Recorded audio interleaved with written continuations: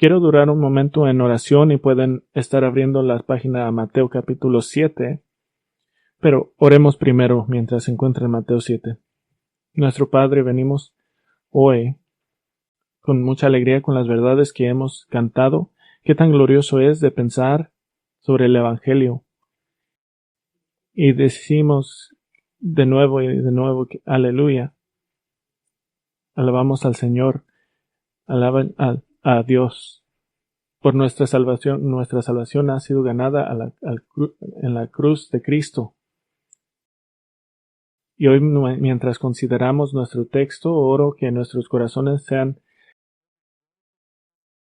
llenos de gozo y para que los que sea necesario sean entristecidos por la verdad, porque tu palabra habla y nos has prometido que nunca regresa sin cumplir lo que es necesario. En tu nombre oramos. Amén.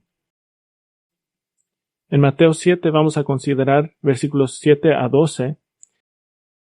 Y como miramos hace unas semanas, Mateo 7, Jesús comienza creciendo, clímax culminante del Sermón del Monte, y está lleno de advertencias. En el versículo 13 dice que el camino de la senda es amplia que conduce a la destrucción, y la destrucción es el juicio de Dios. Y de una forma u otra, cada segmento del capítulo 7 da advertencias en la autopista del infierno. En la autopista del infierno hay advertencias y advertencias. La última vez miramos la advertencia de justicia propia en el versículo 1 a 6, que la persona que ama su pecado es caracterizado por Jesús como la viga en el ojo, es el hipócrita, los perros y los cerdos que están cerrados al Evangelio, sin una obra poderosa del Espíritu Santo. Y esta mañana me gustaría examinar la señal de advertencia de desamor, un corazón sin amor. Leamos el texto y comencemos. Mateo 7, versículo 7. Pidan y se les dará, busquen y hallarán, llamen y se les abrirá. Porque todo el que pide, recibe, y el que busca, halla, y el que llama, se le abrirá. ¿O qué hombre hay entre ustedes que si su hijo le pide pan, le dará una piedra? ¿O si le pide un pescado, le dará una serpiente? Pues si ustedes, siendo malos, saben dar buenas davidas a sus hijos, ¿cuánto más tu Padre que está en los cielos dará cosas buenas a los que le piden?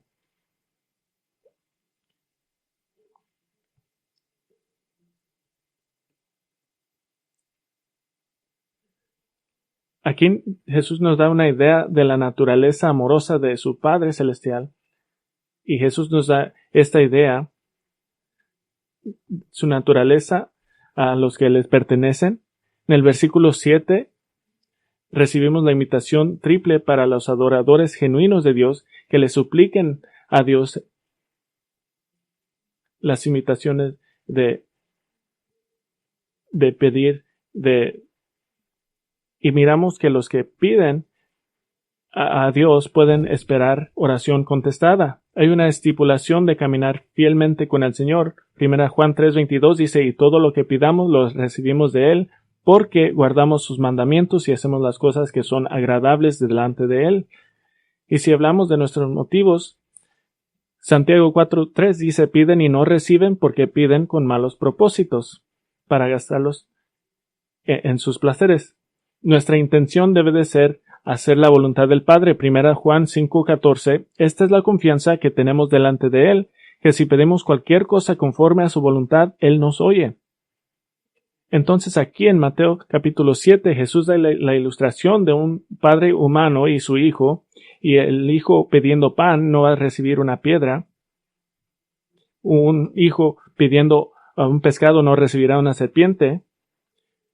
Si Jesús dará una conclusión, una lección o un punto a este estímulo, esperaríamos algo como esto en el versículo 7 a 11. Pide pues a tu Padre que le encanta dar cosas buenas a sus hijos. O, por tanto, busca sabiduría y ayuda de Dios, porque como un Padre humano amoroso, Él te dará lo que necesitas. O quizás algo así. Para aquellos que aman a Dios, su puerta siempre está abierta y Él siempre responderá responderá cuando llamen. Eso es lo que esperaríamos. Pero parece que Jesús cambia el sujeto en el versículo 12. Por eso, todo cuanto quieran que los hombres les hagan, así también hagan ustedes con ellos, porque esta es la ley y los profetas. Unas traducciones ponen un salto de sección entre el versículo 11 y 12. La versión de inglés separa el versículo 12 como no parte del versículo 11. Pero en el versículo 12 Jesús da lo que a menudo se ha llamado la regla de oro, la regla de hacer a los demás. Es una ética celestial, brillante y encantadora que impactaría a cada situación en tu vida cuando se trata de tratar con los demás. Y por extraño que parezca, parece no tener nada que ver con lo que acaba de hablar Jesús, del cuidado generoso de Dios el Padre. Entonces, ¿qué está pasando?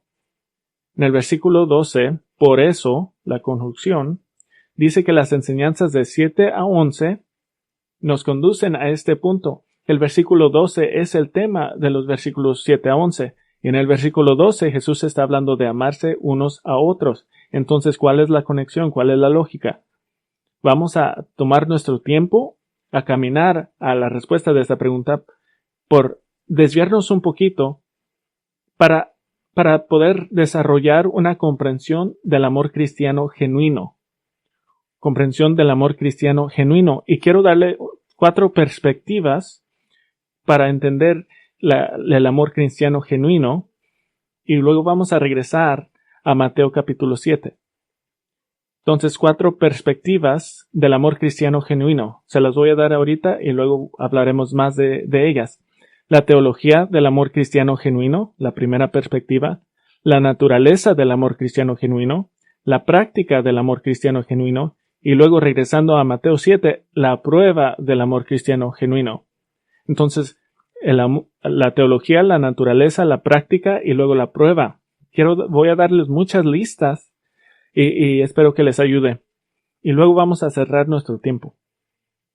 Vamos a ir a lo que creo es un ejemplo más conmovedor del Antiguo Testamento que demostrará la lógica que Jesús está poniendo, que está presentando en Mateo 7 a 12.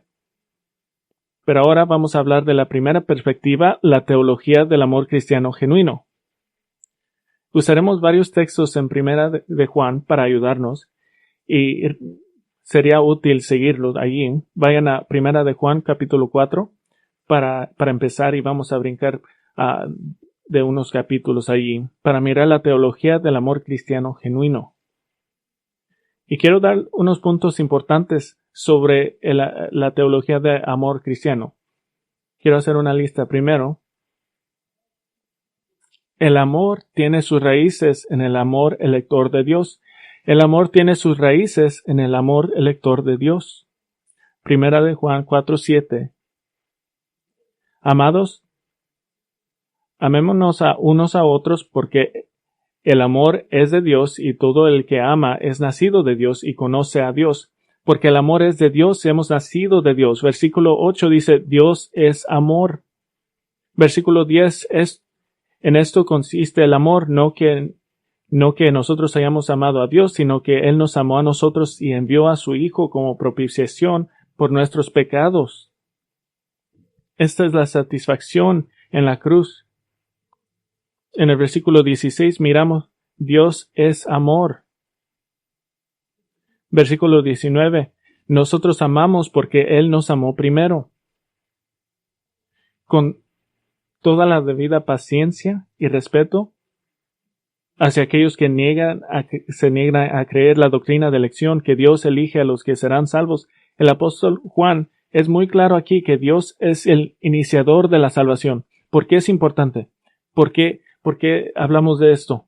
Si no crees en la doctrina de la elección, si no crees que Dios inició la salvación, entonces básicamente estás diciendo que una vez tú, por tu propia voluntad, ejerces la fe salvadora en Cristo, entonces Dios comienza a amarte. Que Dios ama en respuesta a tus acciones. Pero Juan dice, Él nos amó primero.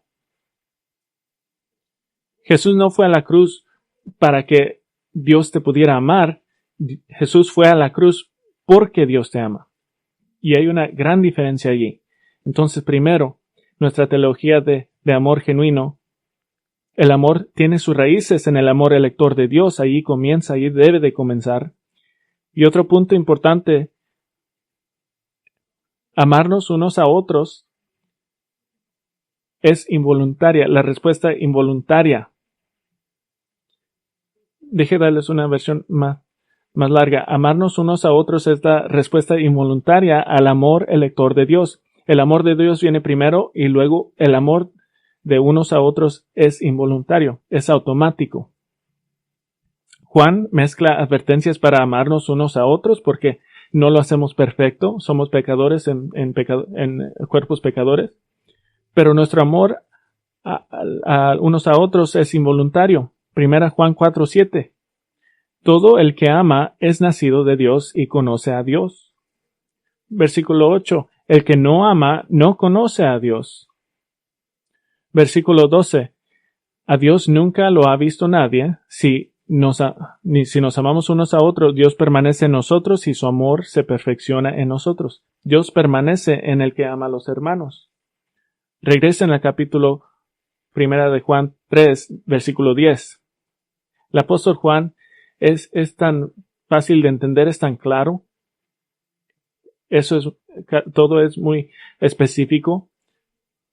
Versículo 10. En esto se reconocen los hijos de Dios y los hijos del diablo. Todo aquel que no practica justicia no es de Dios, tampoco aquel que no ama a su hermano. Y versículo 14. Nosotros sabemos que hemos pasado de muerte a vida porque amamos a los hermanos. El que no ama permanece en muerte. Entonces, ¿por qué amarnos unos a otros es involuntaria? Porque es la respuesta involuntaria al amor elegido de Dios. Eso es contestado por nuestro tercer punto. El amor es causado por el Espíritu Santo que mora en nosotros. El amor es causado por el Espíritu Santo quien mora en nosotros. Entonces, amarnos el amor tiene sus raíces en el amor elector de Dios y es una respuesta involuntaria al amor elector de Dios y es causado por el Espíritu Santo que mora en nosotros. En el capítulo 4 vemos en el versículo 12, si nos amamos unos a otros, Dios permanece en nosotros. Versículo 13 es más específico. En esto sabemos que permanecemos en Él y Él en nosotros, en que nos ha dado de su Espíritu. Y por supuesto pensamos en el apóstol Pablo explicando en Gálatas 5, hablando de la operación del Espíritu que mora en nosotros, o el resultado, o como él dice, el fruto del Espíritu Santo, el fruto del Espíritu es amor, es involuntario. Estamos morados por el Espíritu Santo y esta es una teología básica del amor genuina cristiana. Es involuntario, es causado por el Espíritu Santo que mora en nosotros. Segunda perspectiva, esta es la naturaleza del amor cristiano genuino. ¿Qué es la naturaleza del amor cristiano genuino? Primero, el amor expresa lealtad a Dios. El amor expresa lealtad a Dios. Primera Juan capítulo 5, versículo 1. Todo aquel que cree que Jesús es el Cristo es nacido de Dios. Esa es la primera parte de la lógica. Y todo aquel que ama al Padre, ama al que ha nacido de Él. ¿Entendieron esto? Esto es sorprendente. Si tú me amas a mí, dice Dios, porque yo te he dado nacimiento nuevo en Cristo, entonces amarás a todos los demás quien han recibido el nacimiento. Juan pone esto en términos muy familiares. La palabra nueva es proveída en nuestra traducción, pero el texto griego dice algo así.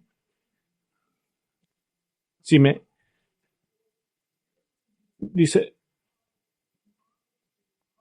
todo aquel que está creyendo que Jesús es el Cristo de Dios ha nacido, y todo el que ama a aquel que hizo nacer, ama al que nació de él. Esto es muy simple de entender. Esto es lo que dicen los padres a sus hijos. Ama a tus hermanos y hermanas porque todos vinieron de mí.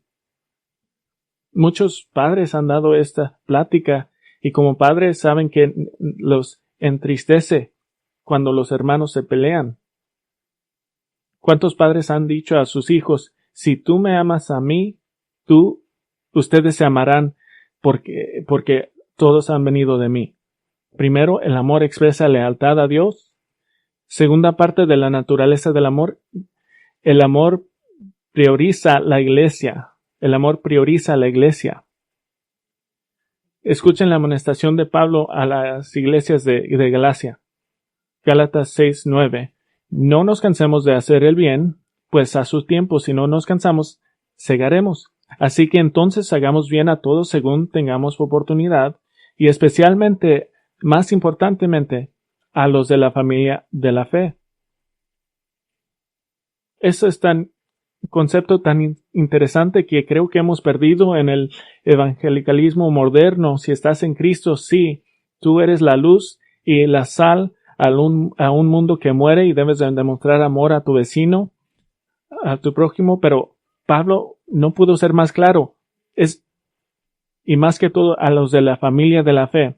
La iglesia es tu prioridad. Tus hermanos en Cristo, tus hermanas en Cristo son tus prioridades.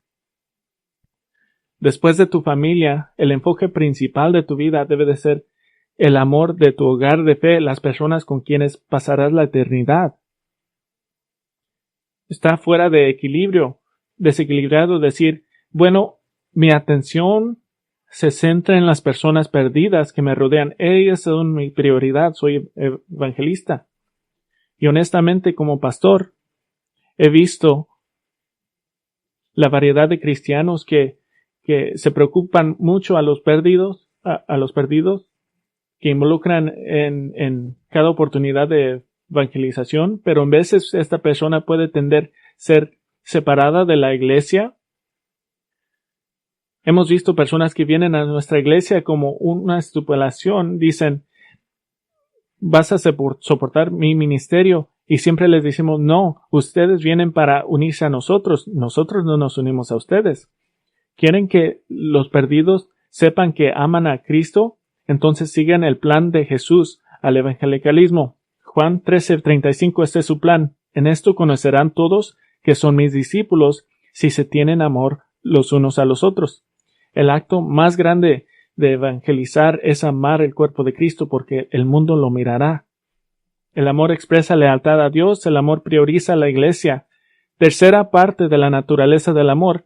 El amor se compone de acciones. El amor se compone de acciones. Todavía estamos en Primera de Juan. Miren el capítulo 3, versículo 18. 3:18 dice, hijos, no amemos de palabra ni de lengua, sino de hecho y en verdad. Esta no es una provisión contra palabras amorosas. Las palabras son una manera tremenda de demostrar amor y quizás para unos es la herramienta más poderosa para hacerlo. Comprendemos eso, no negamos esto.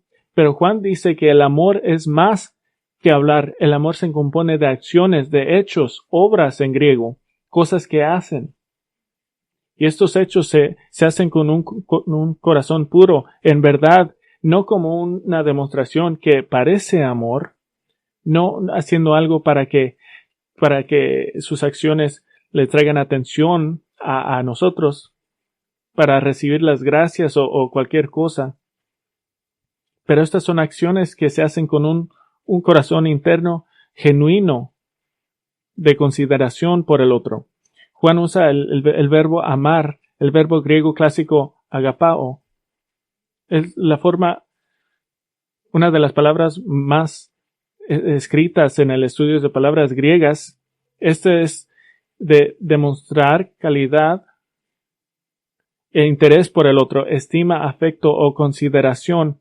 Es amar basado en el valor considerado del otro. No es una demostración, es real. En otras palabras, el amor se compone de acciones porque has valorado altamente los hijos de Dios.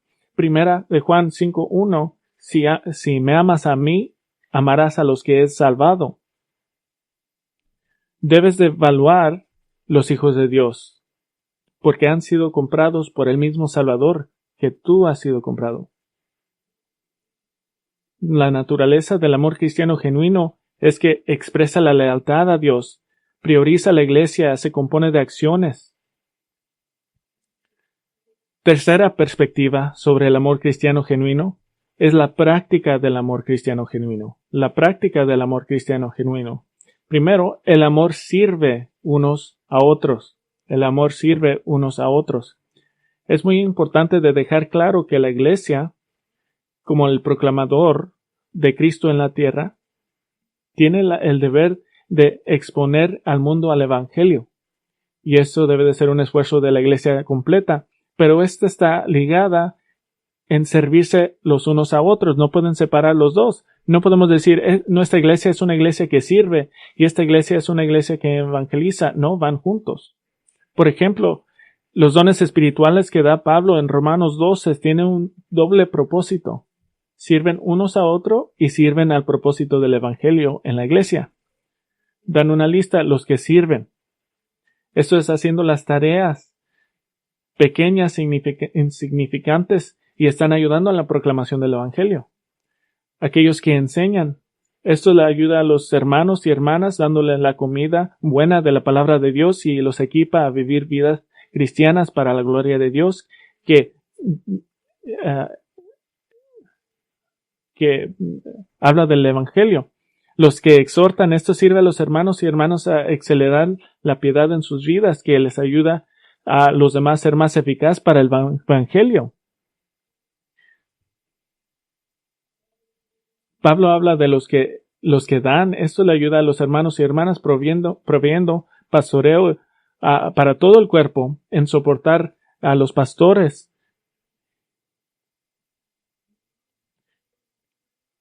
Y financia la difusión del Evangelio más allá del muro de las iglesias.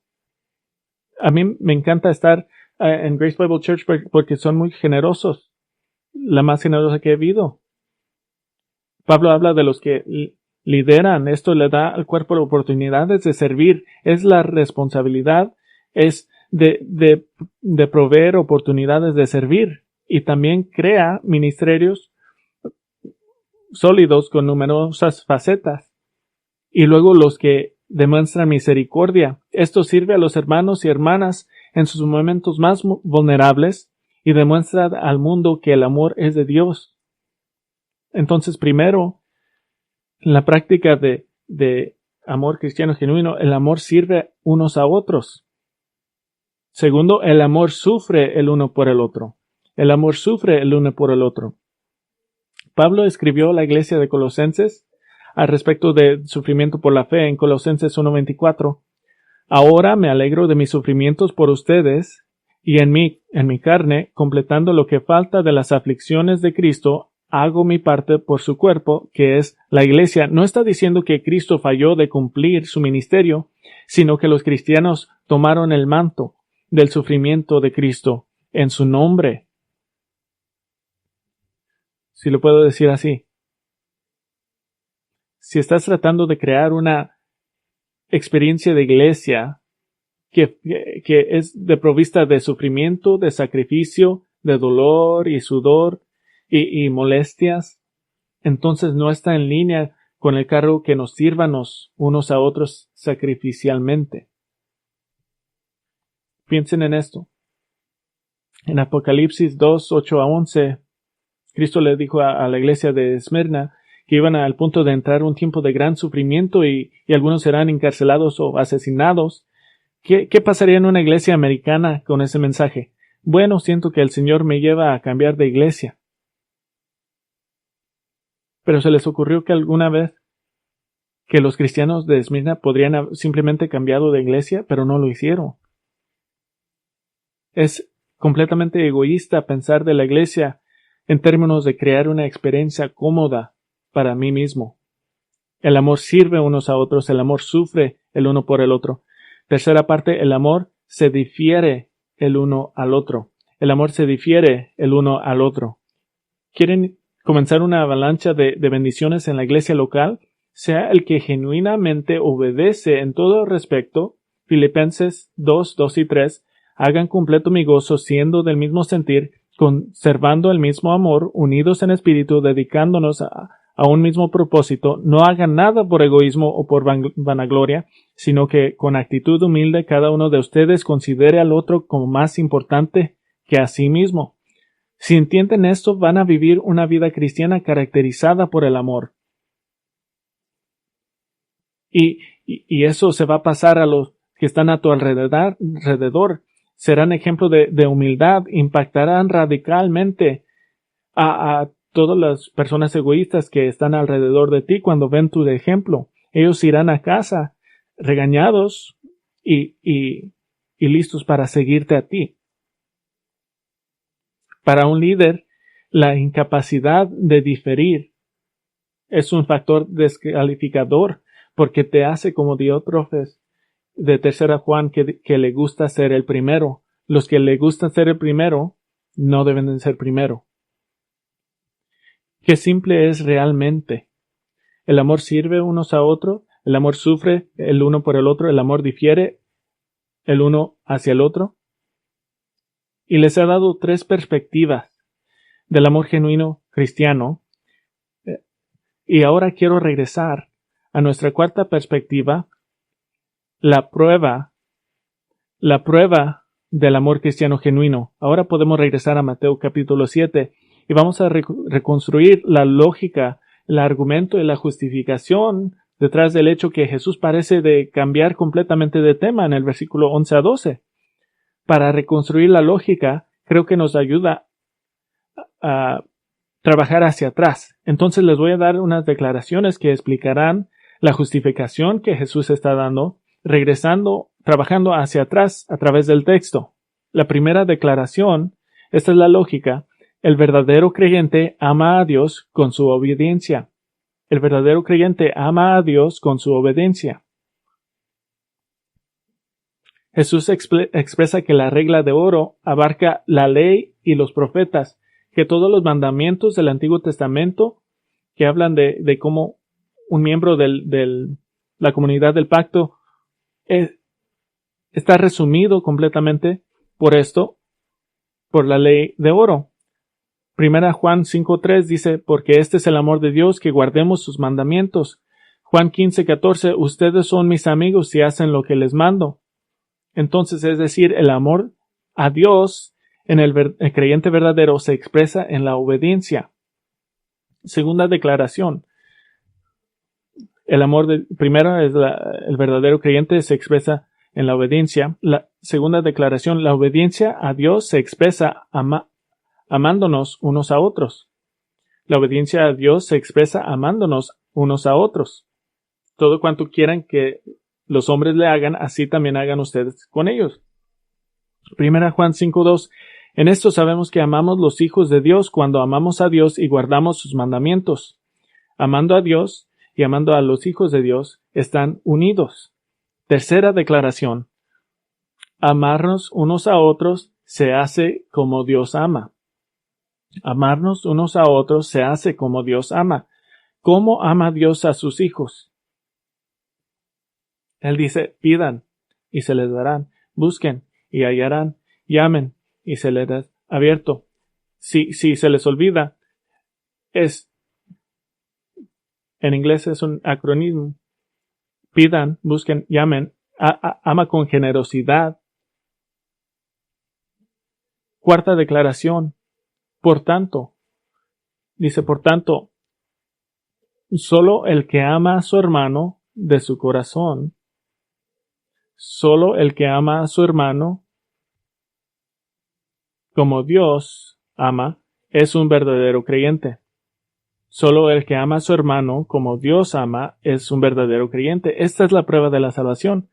Para el creyente genuino en Cristo, amarse uno a otro es natural, la segunda naturaleza, es instintivo, es el fruto del Espíritu. Este es mi punto de hoy. He llamado la señal de advertencia de desamor en el camino del infierno. Considerando el contexto, los fariseos antes, en versículos 1 a 6, la advertencia de fácil creencia en versículos 13 a 14, esta es la advertencia. Si no estás haciendo a los demás lo que te gustaría que te hicieran a ti, no estás siguiendo el ejemplo de Dios. Si no estás siguiendo el ejemplo de Dios, Dios no está en ti. Y sé que hemos tenido muchas listas y bosquejos. Esto es por diseño. Quiero dar una teología de salvación. Pero si se quedan conmigo, quiero darles una lista más importante. Quiero unir todo y quiero darles una lista de 10 pruebas de salvación genuina relacionadas a amarse unos a otros. Porque si fallas estas pruebas, es posible que estás en la carretera del infierno. Es posible que te has engañado pensando que eres un creyente genuino. 10 pruebas de salvación genuina. Primero, la prueba de humildad. La prueba de humildad. ¿Con quién eres humilde? ¿Quién es la persona que compartes tus luchas, incluso luchas con pecado? ¿Quién es aquel quien puede ver detrás de la cortina de tu vida o caracterizas cuidadosamente tu vida en términos que puedes utilizar para parecerte más espiritual? Y yo he visto esto a menudo en la iglesia, que cualquier cosa que dices lo cambia para que a su favor. La prueba de humildad. La segunda prueba, la prueba de escuchar. ¿A quién le escuchas? ¿Quién puede hablar con franqueza en tu vida? ¿Quién se alegra contigo cuando estás alegre? ¿Quién llora contigo cuando lloras? ¿Quién sabe que puede hablar una palabra de aliento o una palabra de corrección y la escuchas con gusto? Tercera prueba, la prueba de conexión. ¿Con quién estás conectado? ¿Con quién estás experimentando como los hombres al camino de Emmaus, que experimentan que sus corazones arden? El compañerismo, una resistencia a la amistad unida demuestra un muro de orgullo. Y algunos pueden decir, simplemente soy tímido. Pero la timidez es una forma de orgullo que no quiere ser vulnerable. Al leer las cartas de Pablo, su conexión a la iglesia que sirvió se ve en sus escritos.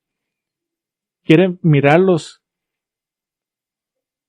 Estás iniciando interacciones relacionales o orgullosamente esperas a los demás que hagan eso. Quizás pensando lo peor de ellos si no leen tu mente. Cuarta prueba, la prueba de servicio. ¿A quién estás sirviendo con sacrificio?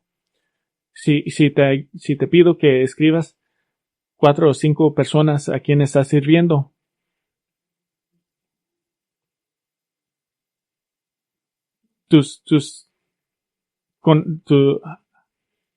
¿les estás ayudando a los demás o todos te están ayudando a ti? Podrías señalar a estos creyentes. Primera Juan 3:17, pero el que tiene bienes de este mundo y ve a su hermano en necesidad y cierra su corazón contra él, ¿cómo puede morar el amor de Dios en él? Siempre me sorprendo de las razones insignificantes que la gente dice por la cual unas personas se van de una iglesia. Esto me demuestra que nunca se conectaron con nadie. La prueba del Evangelio. ¿Cómo estás perpetuando la obra del Evangelio? No un héroe solitario que piensa que eres un ministerio a ti mismo. ¿Con quién estás orando por metas orientadas al Evangelio? Dejas que otros hagan todo el trabajo de llevar la riqueza del ministerio a la iglesia local. En Grace no queremos ser muy ocupados, pero queremos tener suficiente cosas para que trabajen, estén con su familia y vengan a la iglesia. Y la iglesia primitiva se preocupaban tanto por el Evangelio porque tenían una escatología tan que faltaba que los hacía evangelistas. La sexta prueba, la prueba del deleite. ¿En quién te deleitas? ¿Quién te trae alegría solo en pensar de ellos? ¿Quién ha penetrado tanto tu corazón que serás mucho, que los extrañarías si no están. Si este es un número pequeño, lo regreso nuevamente a la prueba del servicio. Quizás deberías de servir a los demás para que ellos deleiten en ti. Séptima prueba, la prueba de sumisión. La sumisión a la autoridad es una forma de amor a Cristo. Y todo cristiano se someten a alguien. En la iglesia nos sometemos unos a otros, Efesios 5:21, se someten a los líderes ministeriales, 1 Tesalonicenses 5:12 y 13, se someten a los diáconos sobre ciertos ministerios, se someten a los ancianos, las esposas se someten a los maridos, los empleados a los empleadores. Tu vida es caracterizada por alegría en la sumisión, que es un acto de amar a Cristo, haciendo que la vida o eres un quejoso en secreto o abierto, nunca satisfecho, secretamente abrigando resentimiento y desconfianza infundada. Octava prueba, la prueba del perdón. La prueba del perdón. Efesios 4:32 manda que nos perdonemos unos a otros, así como Dios en Cristo también nos perdonó a nosotros. Esto habla generalmente de la actitud interna de no albergar rencor.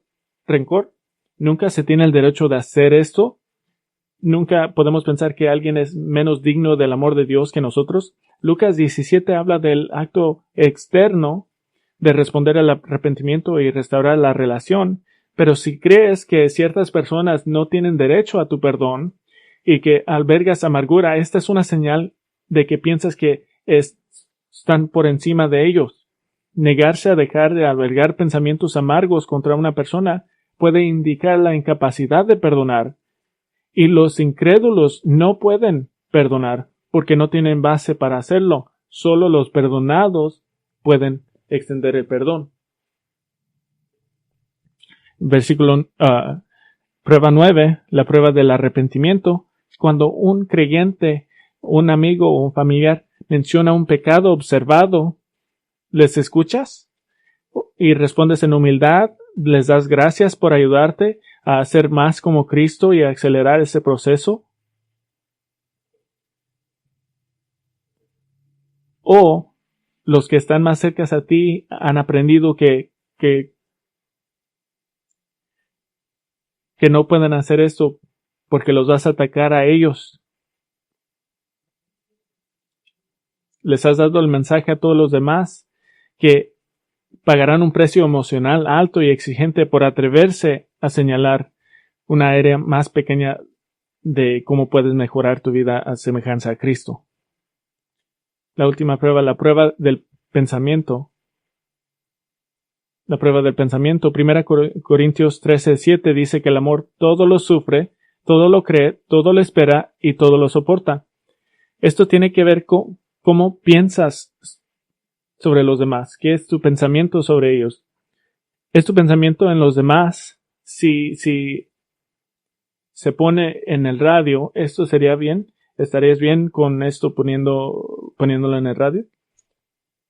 Si tenemos algo para demostrar tus pensamientos a todos, ¿estarías bien con eso? ¿O tu vida mental en realidad es caracterizada por letanía de críticas, encontrar fallas en todos que te rodean y ver molestias a tu alrededor? Vayan un día y no piensen algo negativo de nadie. Trátenlo.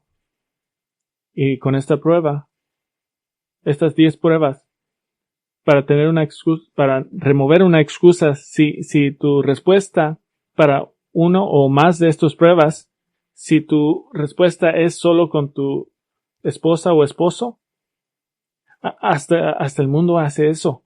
Hasta los no creyentes hacen eso con su esposa o esposa o esposo. El matrimonio y la familia no reemplazan la iglesia. El cuerpo de Cristo son partes integrales el uno de otro. Están unidos juntos.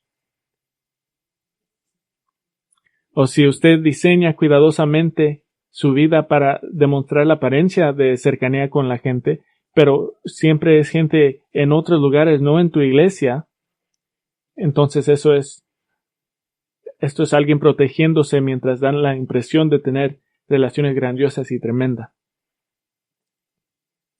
He sido pastor por tiempo suficiente para hacer unas observaciones y muchos pastores han demostrado lo mismo.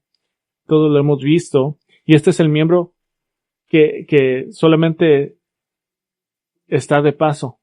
Se queda por 2, 3, quizás 4 años y luego busca una excusa tonta por cual necesita mudarse a otra iglesia local. Y ese es su patrón de vida. ¿De qué se trata eso?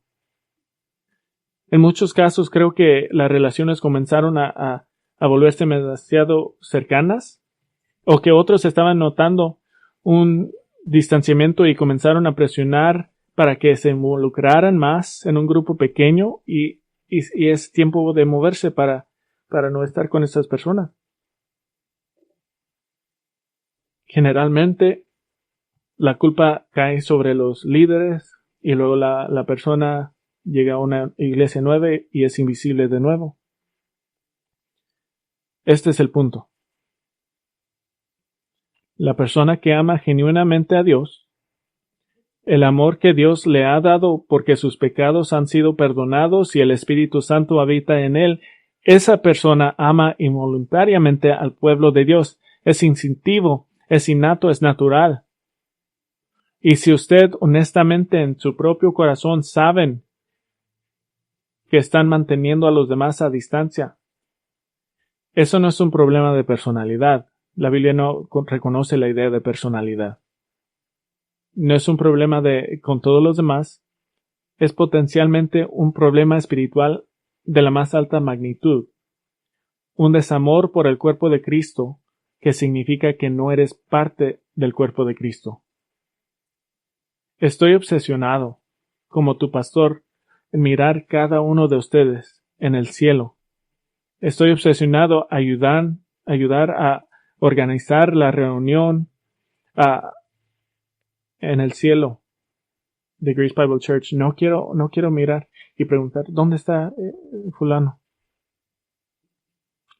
Una de las razones que Dios creó la predicación en lugar de grupos de discusión es que la predicación te permite examinar silenciosamente tu propio corazón, y si este mensaje te ha hecho enojar o te ha insultado, diría lo que Pablo le dice a los Corintios. Dice, pónganse a prueba para ver si están en la fe, examínense a sí mismos o no se reconocen a ustedes mismos de que Jesucristo está en ustedes, a menos de que en verdad no pasen la prueba.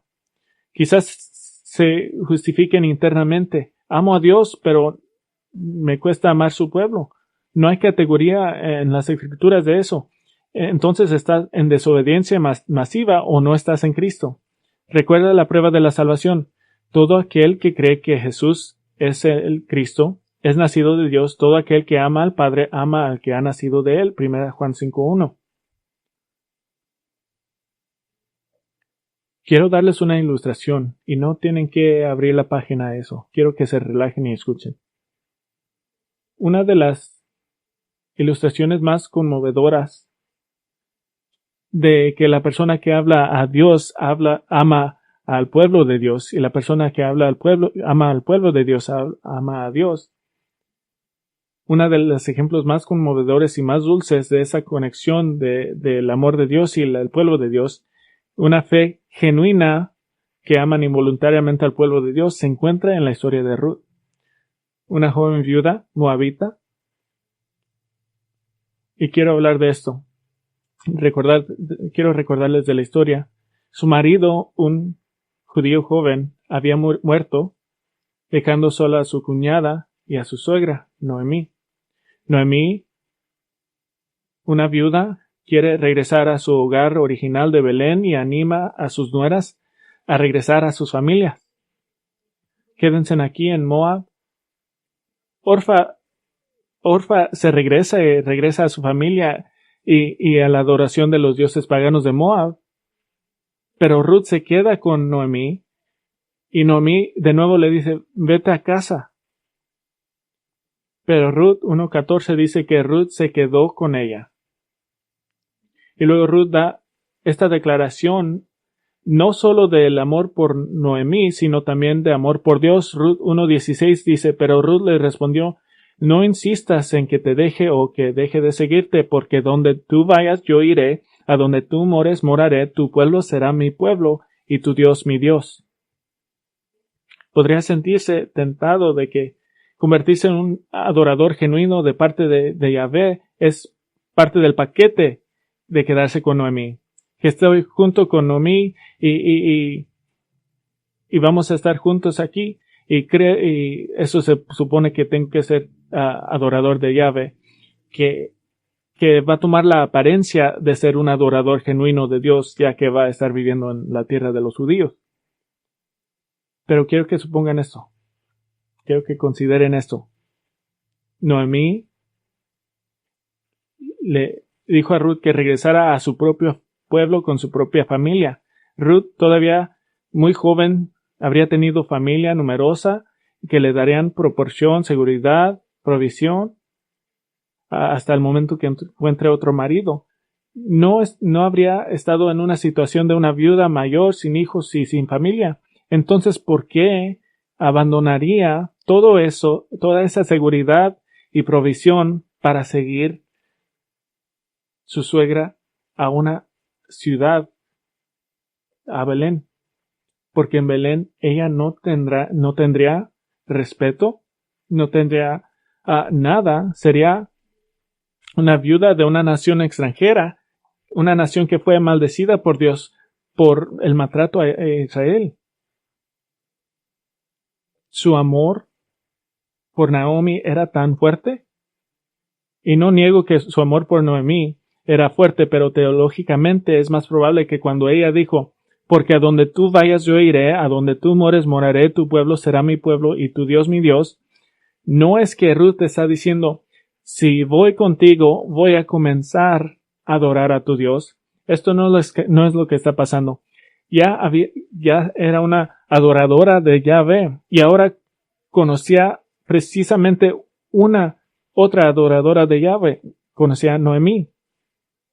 Nuestras tradiciones proporcionan el verbo será, tu pueblo será mi pueblo y tu Dios mi Dios, pero en hebreo no hay verbo, solo hay sustantivos posesivos, tu gente mi gente, tu Dios mi Dios.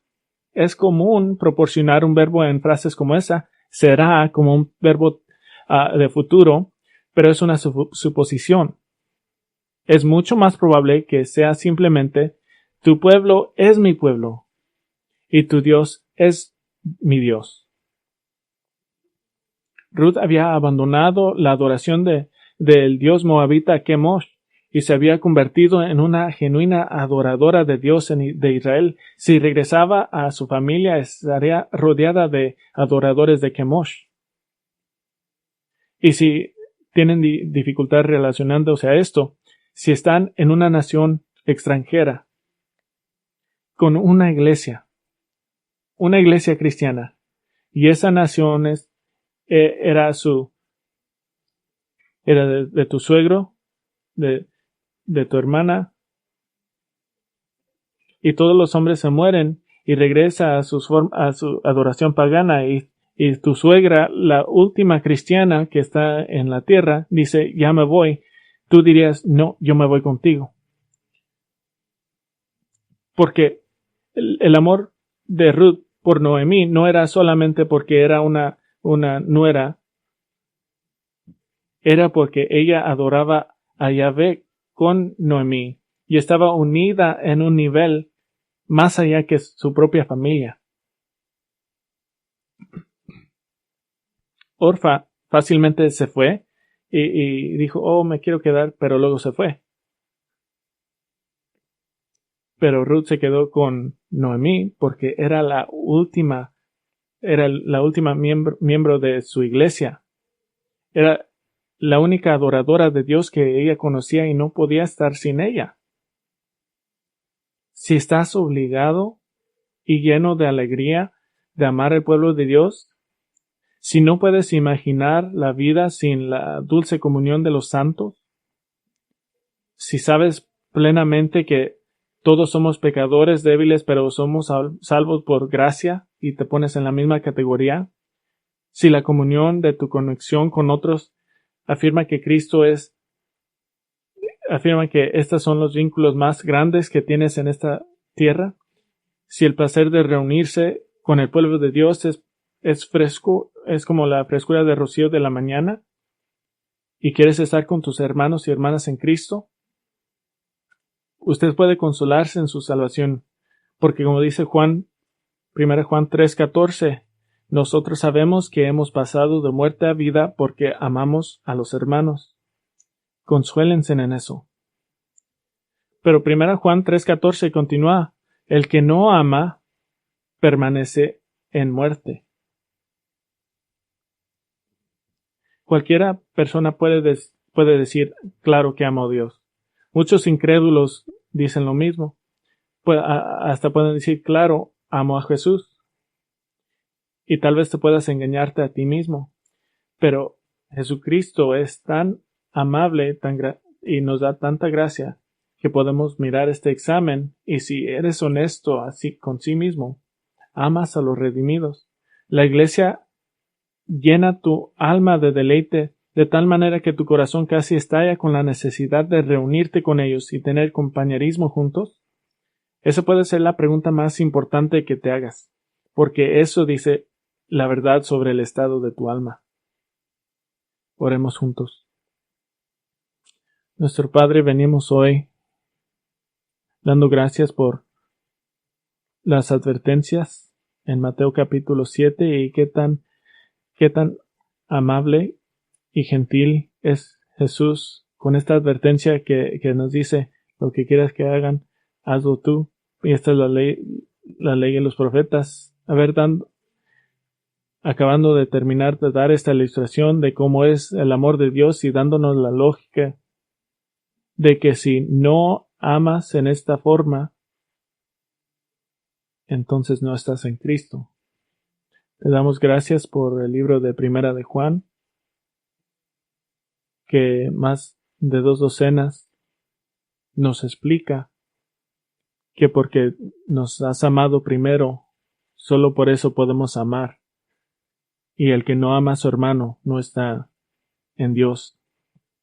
Oro por nuestra iglesia local, que cada persona esté en Cristo y específicamente, particularmente a los jóvenes, traerlos a fe muy pronto, que no falte ninguno.